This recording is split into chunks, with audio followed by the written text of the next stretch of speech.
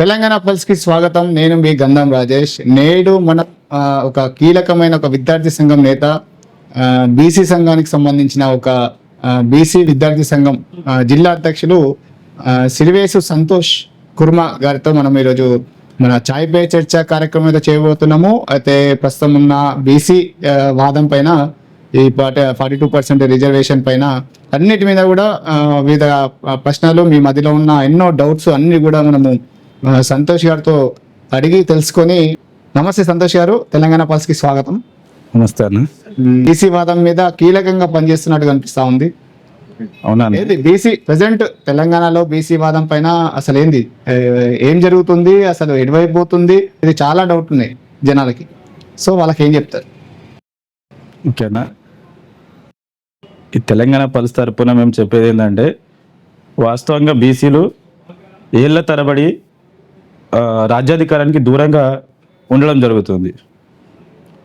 బీసీలు కొంతమంది కొట్లాడినప్పటికి కూడా కొంత బీసీల్లో ఐక్యత లేకపోవడం వల్ల రాజ్యాధికారం వైపు అడుగులు వేయడంలో విఫలమవుతూనే వస్తున్న క్రమంలో ఈ దశాబ్ద కాలంగా, ఈ 10 సంవత్సరాల కాలంలో మాత్రం బీసీలు అంటే బీసీ నాయకత్వం పెరిగింది, బీసీలలో చైతన్యం పెరిగింది.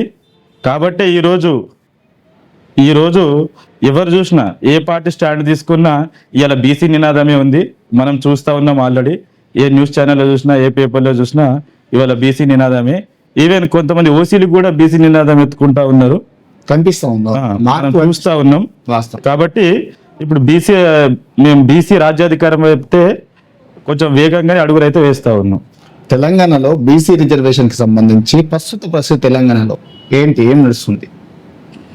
బీసీ వాస్తవంగా 56% తెలంగాణలో మనం తీసుకుంటే 56% బీసీలు ఉన్నారు.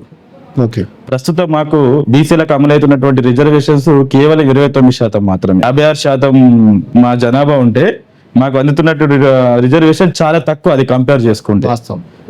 అదే ఓసీలు 15% ఉన్నారు కేవలం. అంటే రాష్ట్ర జనాభాలో 15% ఓసీలు ఉన్నారు.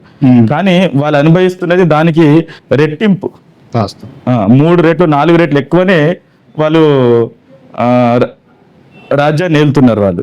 కాబట్టి ఇప్పుడు కంపల్సరీ ఈ రిజర్వేషన్స్ అంటే ఇప్పుడు ఒక రాజకీయ రంగంలోనే కాదు, నేను ఒక విద్యార్థి నేతగా ఏం కోరుకుంటే, స్థానిక సంస్థల్లో 42% రిజర్వేషన్తో పాటు విద్యా ఉద్యోగాల్లో కూడా ఒకటేసారి, ఇటు రాజకీయాల్లో ఇటు విద్యా ఉద్యోగాల్లో కూడా 42% రిజర్వేషన్లు కల్పించాలని చెప్పేసి మేము మా బీసీ విద్యా సంఘం తరపున, బీసీ సంఘం తరపున డిమాండ్ చేస్తున్నాం. మీకు కాంగ్రెస్ పార్టీ మీద నమ్మకం ఉందా, పూర్తిగా మాకు న్యాయం చేస్తుంది అని చెప్పేసి? నమ్మకం అంటే అన్న, బీసీలు ఇప్పుడు బీసీ సంఘాలు చేస్తున్నటువంటి ఉద్యమం మీద అయితే 100% నమ్మకం ఉంది.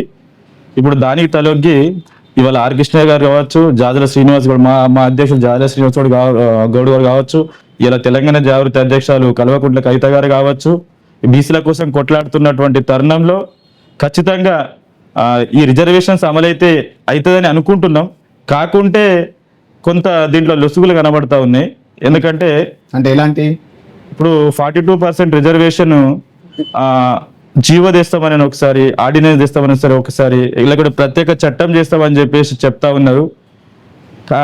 మాకు కావాల్సింది జీవోలు, ఆర్డినెన్స్లు కాదు, చట్టబద్ధమైన రిజర్వేషన్స్ కావాలి. అది పార్లమెంట్ లో బిల్లు పెట్టాలి. అంటే పార్లమెంట్ లో కూడా ఆమోదించి, అసెంబ్లీలో ఆమోదించి ఒక చట్టబద్ధమైనటువంటి రిజర్వేషన్ బిల్లు మాకు కావాలి అని మేము కోరుకుంటున్నాం. సో అంటే ఇప్పుడు అంటే బీసీలలో దాదాపు ఎన్ని కులాలు ఉంటాయి? బీసీలలో చాలా ఉన్నాయి అన్న. ఎగ్జాక్ట్ అంటే 120 వరకు కులాలు ఉన్నాయి. 120 కులాలు ఉన్నాయి. సో అంటే చాలా మట్టుకు కూడా అంటే అందరూ ఓబీసీలు ఉన్నారు. అంటే బ్యాక్వర్డ్ చాలా చిన్న, ఇంకా క్షేత్రస్థాయిలో చాలా చిన్నగా ఉన్న వాళ్ళ కులాలు కూడా ఉన్నాయి వేల సంఖ్యలో. అంటే వాళ్ళకి ఒక అవగాహన లేదు. అంటే ఈ రిజర్వేషన్ వల్ల వాళ్ళ ప్రయోజనాలు ఎట్లా పెంపొందుతాయి, ఎట్లాంటి ఫ్యూచర్ ఉంటుంది, ఎట్లాంటి లైఫ్ లీడ్ చేస్తాం అనేది చాలా మందికి కూడా తెలియదు. అంటే అట్లాంటి వాళ్ళకి అంటే 42% రిజర్వేషన్ అమలైతే ముందుగా పొందే ప్రయోజనాలు ఏంటి, దానివల్ల లాభాలు ఎలా ఉంటాయి, ఏముంటాయి? అదే అన్న, ఇప్పుడు మేము మా తెలంగాణ బీసీ సంఘం తరపున మా జాతీయ అధ్యక్షులు జాజల శ్రీనివాస్ గౌడ్ గారు ఏదైతే కాంగ్రెస్ పార్టీ ప్రభుత్వం కులగణన చేపట్టిందో, ఆ రోజైనా అలంపూర్ నుంచి ఆదిలాబాద్ వరకు దీనికోసమే బీసీల చైతన్య యాత్ర, అంటే బీసీలను చైతన్యపరచాలి. ఈ రిజర్వేషన్స్ అంటే ఏంటి, అనే దానిపైన ఆల్రెడీ ఆదిలాబాద్ నుండి అలంపూర్ వరకు ఆయన పర్యటన చేయడం జరిగింది. చేసి వివరించారు ఈ కులగణన మనం ఎందుకు పాల్గొనాలి, బీసీలు ఒకవేళ పాల్గొంటే వచ్చే ఫలితాలు ఏంది. ఇప్పుడు ఇంకోటి ఈడబ్ల్యూ రిజర్వేషన్స్ కూడా వచ్చినాయి. ఈడబ్ల్యూఎస్ రిజర్వేషన్ అంటే అగ్రవర్ణాలలో పేదలకి రిజర్వేషన్స్ అనేటివి వచ్చినాయి. దానివల్ల మనకి ఏం ఇబ్బంది కలుగుతుంది, నష్టం ఉందా? మరి 42% రిజర్వేషన్ ఎందుకు అమలు అవుతలేదు? అమలు కావాలంటే మనం ఏం చేయాలనే విషయాల మీద మా జాదుల శ్రీనివాస్ గౌడ్ స్పష్టంగా ప్రతి దగ్గర పర్యటన చేసి చెప్పడం జరిగింది. ఇప్పుడు 42% రిజర్వేషన్ వల్ల బీసీలలో మార్పులు కాదు, ఒక బ్రహ్మాండం, ఒక అద్భుతాలే జరుగుతాయని చెప్పవచ్చు. ఎందుకంటే ఈ రిజర్వేషన్స్ లేకపోవడం వల్లనే, ఎందుకంటే కులాలు ఎక్కువ ఉన్నాయి, చాలా కులాలు, నంబర్ ఆఫ్ కులాలు, ఎన్నో క్యాస్ట్లు ఉన్నాయి. కాబట్టి ఈ క్యాస్ట్ తగ్గట్టు కనుక రిజర్వేషన్స్ ఉంటే బీసీలు అన్ని రంగాల్లో రాజకీయంగా, విద్యాపరంగా, ఉద్యోగపరంగా ముందుకెళ్లే అవకాశాలు ఎక్కువ ఉంటాయి. కాబట్టి ఖచ్చితంగా ఈ 42 రిజర్వేషన్ బిల్లుని చట్టబద్ధంగా ఆమోదించాలని చెప్పేసి మేము కోరుతున్నాం. సో ఈ బీసీ సంఘం పరంగా మీరు అంటే కీలకంగా అంటే ఈ రిజర్వేషన్ 42% రిజర్వేషన్ తీసుకురావాల్సినంత ఒక వెయిట్ ప్రభుత్వం మీద పెట్టిందంటే దాదాపు చాలా ఉద్యమాలు చేసి ఉంటారు. అందులో 1-2 అంటే మీరు చెప్పుకోదగ్గ ఉద్యమం ఏది అంటే? తప్పకుండా అన్న ఉంది. ఇప్పుడు మేము ఆల్రెడీ 42% రిజర్వేషన్ బిల్లు పెట్టాలి అని చెప్పేసి మా నాయకుడు జాదుల శ్రీనివాస్ గౌడ్ ఆధ్వర్యంలో మేము ఢిల్లీలో జంతర్ మంతర్ వద్ద పెద్ద ఎత్తున కొన్ని వేల మందితోని, సుమారు 7-8 వేల మంది తెలంగాణ నుంచి వెళ్ళి అక్కడ జంతర్ మంతర్ వద్ద ధర్నా పెద్ద ఎత్తున, అంటే పార్లమెంట్ మీద, కేంద్ర ప్రభుత్వం మీద ఒత్తిడి తెచ్చే విధంగా ఓ పెద్ద ఎత్తున అక్కడ మేము ఉద్యమం చేయడం, ధర్నా చేయడం జరిగింది.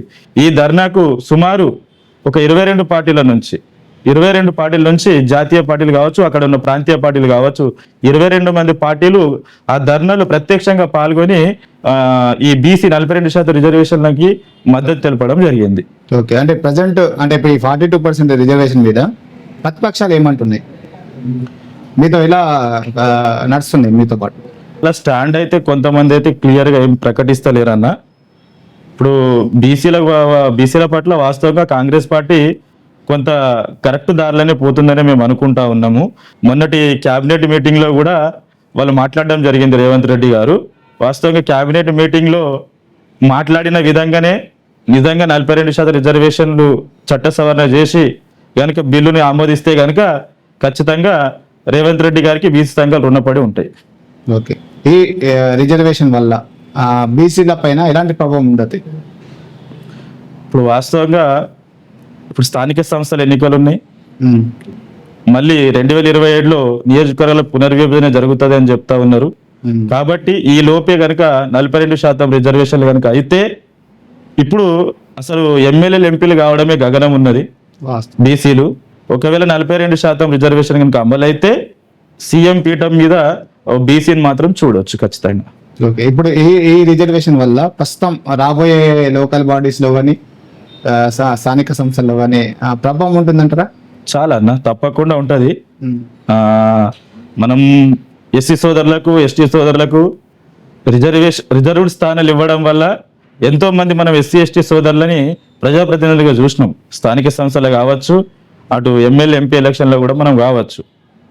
అదేవిధంగా బీసీలకు కూడా అట్లా రిజర్వ్డ్ స్థానాలు కనుక ఉంటే ఖచ్చితంగా బీసీలను కూడా చాలా మంది చట్టసభలకు వెళ్ళే అవకాశం ఉంటుంది. కాబట్టి ఈ రిజర్వేషన్ అని మా జీవితాల్లో, బీసీల జీవితాల్లో కీలక మార్పులు మాత్రం తీసుకొస్తాయని గంటపదంగా చెప్పొచ్చు. ఇదే రిజర్వేషన్ ఇంకా ఏమన్నా రిజర్వేషన్స్ కావాలని చెప్పేసి కోరుకుంటున్నారా? లేదు, ఇది 42% సరిపోతాయి. వాస్తవంగా అన్ని క్షుణ్ణంగా అన్ని బీసీ సంఘాలు ఎన్నో రౌండ్ టేబుల్ సమావేశాలు మేధావులతోని, అంటే భవిష్యత్తులో ఇంకేమన్నా రిజర్వేషన్లు ఉంటే బాగుంటది అన్నట్టు 42% బీసీ, ఇప్పటికైతే 42% రిజర్వేషన్ వస్తే చాలు అనేది మా మాట కాదు, బీసీలో ఉన్న మేధావులు. ఇప్పుడు చాలా మంది బీసీ సంఘాల్లో IAS, retired IAS Chiranjeevi sir కావచ్చు, ఇట్లాంటి చాలా మంది మేధావులు, పాశం యాదగిరి గారు కావచ్చు, చాలా మంది మేధావులు అందరు చర్చించి తీసుకున్న నిర్ణయం ఏంటంటే బీసీలకు కరెక్ట్ దక్కాల్సినటువంటి 42% వాటా దక్కితే చాలు, బీసీలు రాజ్యాధికారం వైపు ఖచ్చితంగా అడుగులు వేస్తారు, రాజ్యాధికారం చేపడతారని చెప్పి నమ్మారు. కాబట్టి 42% రిజర్వేషన్ వస్తే సంతోషం. బీసీ విద్యార్థి సంఘంలో మీరు ఈ నాయకత్వాన్ని తీసుకోవడానికి గల ప్రేరణ ఎవరి వల్ల వచ్చింది? ఎవరిని చూసి అంటే ఈ సంఘంలోకి వచ్చి పనిచేస్తా ఉన్నారు? వాస్తవంగా నేను ఇంటర్ చదువుతున్న రోజుల్లోనే నాకు విద్యార్థి ఉద్యమాల పైన కొంచెం ఆసక్తి ఎక్కువ. అప్పుడప్పుడే నేను ఇంటర్ చదువుతున్న క్రమంలోనే తెలంగాణ ఉద్యమం కూడా ఉవ్వెత్తున ఎగిసిపడుతుంది బాగానే. ఆ టైంలోనే మేము ఇంటర్ ఉన్నాం కాబట్టి అప్పుడు నేను ఏబీపీ సంస్థ చేసే కార్యక్రమాల పట్ల నేను ఆకర్షితుడినైనా. దాని తర్వాత ఏబీపీలో నేను పనిచేయడం జరిగింది ఒక 4 years. ఏబీపీలో తెలంగాణ ఉద్యమం చాలా చేసినాం మేము. ఓకే. వాస్తవంగా ఏబీపీ నాయకులే మొదటగా నాకు స్ఫూర్తి ఉద్యమం చేయడానికి. అంటే ప్రేరణ ఎవరు మెయిన్? వ్యక్తులని ఏబీపీలో మనం చేసినాం, వ్యవస్థని చూసినాం కానీ వ్యక్తిని చూసి ప్రేరణ పొందలేదు. వ్యవస్థనే చూసినాం, ఆ వ్యవస్థ యొక్క నిర్ణయాలు, ఆ వ్యవస్థకి. అంటే ఏబీపీ అంటే అదొక ఒక వైపు ఒక ఒక దాని ఐడియాలజీ వేరు. మరి ఇటు మీరు బీసీ వాదం, బీసీ ఐడియాలజీకి వచ్చిండ్రు. మధ్యలో మీరు టీజేఎస్ఎఫ్ స్టూడెంట్ ఫెడరేషన్ లో కూడా తెలంగాణ జాగృతిలో పనిచేస్తారు. డిఫరెంట్ అంటే ఫైనల్ గా బీసీ బిడ్డగా మీరు బీసీ వాదం ఎత్తుకొని ఈరోజు ఇది చేస్తున్నారు అంటే దానికి ఒక ప్రేరణ ఉంటది ఖచ్చితంగా. మిమ్మల్ని ఎవరో ఇన్స్పైర్ చేసి ఉంటారు. అట్లాంటి వ్యక్తి ఎవరు అని చెప్పేసి అంటే నేను అదే చెప్తున్నాను. వ్యక్తి కంటే నాకు వ్యవస్థ మీద, నేను వ్యవస్థలు చూసి ఇన్స్పైర్ అయినా. నేను అది చేస్తున్న క్రమంలో మీకు ఐడియా ఉండొచ్చు, Gopal Reddy sir JS chairman గా చేసిండు ఇక్కడ. తను గోపాల్ రెడ్డి సారు నా లోపల ఉన్న ఒక స్కిల్స్ని గుర్తించి తెలంగాణ జాగృతిలో నన్ను ఆహ్వానించడం జరిగింది. ఆయన తెలంగాణ జాగృతిలోకి వెళ్ళిన తర్వాత అక్కడ కూడా నేను విద్యార్థి విభాగమే, తెలంగాణ జాగృతి విద్యార్థి విభాగం జిల్లా అధ్యక్షులుగా వరుసగా 3 సంవత్సరాలు పనిచేసిన నేను అక్కడ. అంటే నాకేందంటే నేను విద్యార్థి అంటే మన అంతా ప్రభుత్వ విద్యలనే చదువుకున్నాం కాబట్టి ప్రభుత్వ విద్యార్థుల యొక్క కష్టాలు ఎట్లా ఉంటాయి, వాళ్ళు పడుతున్నటువంటి కష్టం ఎట్లా ఉంటది, ఎవరన్నా వాళ్ళకి సపోర్ట్ చేస్తే వాళ్ళ బతుకులు ఎట్లా మారుతాయి అనేది నేను కళ్ళతో చూసినా. కాబట్టి నాకు కూడా కొంతమంది అట్లా హెల్ప్ చేశారు. కాబట్టి నేను కూడా విద్యార్థి నాయకుడిగా ఉండి విద్యార్థులకు సేవ చేయాలనే ఒక దృక్పథంతో నేను ఏ రాజకీయ పార్టీలు ఉన్నప్పటికీ కూడా ఆ రాజకీయ పార్టీకి అనుబంధంగా ఉన్న విద్యా సంఘాలనే నేను ఎక్కువగా పనిచేయడం జరుగుతున్నది. ఓకే. అంటే బీసీ అంటే విద్యార్థుల గురించి మీరు మాట్లాడుతూ ఉంటే ఈరోజు బీసీ విద్యార్థులకు అంటే వాళ్ళ ఎదుగుదలకు సంబంధించింది కానీ విద్యా వ్యవస్థలో కానీ చాలా ఎన్నో ఇబ్బందులు ఎదుర్కొంటా ఉన్నారు. అట్లాంటి ఇబ్బందులలో మీరు అంటే సాల్వ్ చేసినవి కానీ అట్లాంటివి ఏమైనా ఉన్నాయా? ప్రథమంగా ఏంటంటే బీసీలు ముఖ్యంగా స్కాలర్షిప్ ఫీజు రియంబర్స్మెంట్ బేస్ అయ్యే చదువుకుంటారు చాలా మంది. బీసీలు కొంచెం ఆర్థికంగా కూడా వెనుకబడి ఉంటారు కాబట్టి ఈ ప్రైవేట్ లో చదివినా గవర్నమెంట్ లో చదివినా స్కాలర్షిప్ బేస్ మీదే చదువుకోవడం ఉంటది. ఈ స్కాలర్షిప్ ఏ ప్రభుత్వం ఉన్నా కూడా సరైన సమయానికి స్కాలర్షిప్స్ ఇవ్వడం లేదు. అట్లాంటి టైంలో మనం స్కాలర్షిప్ల కోసం ఈ ఫీజు రియంబర్స్మెంట్ కోసం చాలా కొట్లాడడం జరిగింది.